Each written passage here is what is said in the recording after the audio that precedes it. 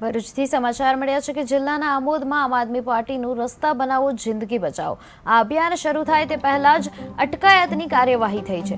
National highway number 64 પર ખાડાઓને લઈને bike rally યોજાવાની હતી, પરંતુ પોલીસના ચુસ્ત બંદોબસ્ત વચ્ચે કાર્યક્રમ લાંબો ખેંચાતા પોલીસે સીધા જ કાર્યકરોને નિવાસ સ્થાનેથી અટકાયત કરી લીધા હતા।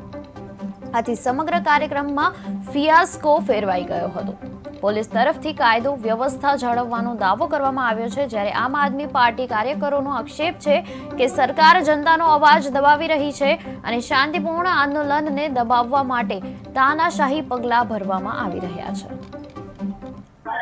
પોલીસ દ્વારા આમ આદમી પાર્ટીના કાર્યકરોની અહીંયા આગળ અટકાયત કરવામાં આવી છે। અહીંયા આગળ જે આમ આદમી પાર્ટી દ્વારા ખાડા પૂરો આંદોલનની અંદર આમ આદમી પાર્ટીના કાર્યકરોની અહીંયા આગળ આપણે કેમેરામાં જોઈએ છે કે અહીંયા આગળ અટકાયત કરવામાં આવે છે। આમોદ પોલીસ દ્વારા અહીંયા આગળ આમ આદમી પાર્ટીના જે કાર્યકરો છે, જે લોકો આજે જે કાર્યક્રમ કરવાના હતા ખાડાઓને લઈને, તે કાર્યક્રમ અહીંયા આગળ આપણે પોલીસ જોઈએ છે કે પોલીસ વાનની અંદર તેમને બેસાડવામાં આવી રહ્યા છે। અહીંયા આગળ આપણે જોઈએ છે કે આમ આદમી પાર્ટીના કાર્યકરો છે તેમને પોલીસ વાનની અંદર પોલીસની ગાડીમાં તેમને લઈ જવામાં આવી રહ્યા છે। વધુની અંદર અહીંયા આપણે જોઈએ છે કે જે આમ આદમીના પાર્ટીના કાર્યકરો છે તે તમામ કાર્યકરોની અહીંયા આગળ અટકાયત કરી લેવામાં આવી છે અને તેમને આમોદ પોલીસ સ્ટેશન લઈ જવામાં આવી રહ્યા છે।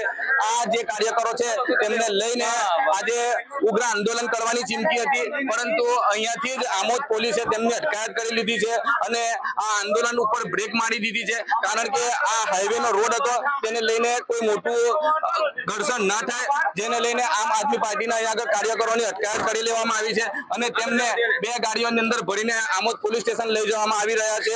જાવેદ મલિકનો રિપોર્ટ, KTV ન્યૂઝ ગુજરાત।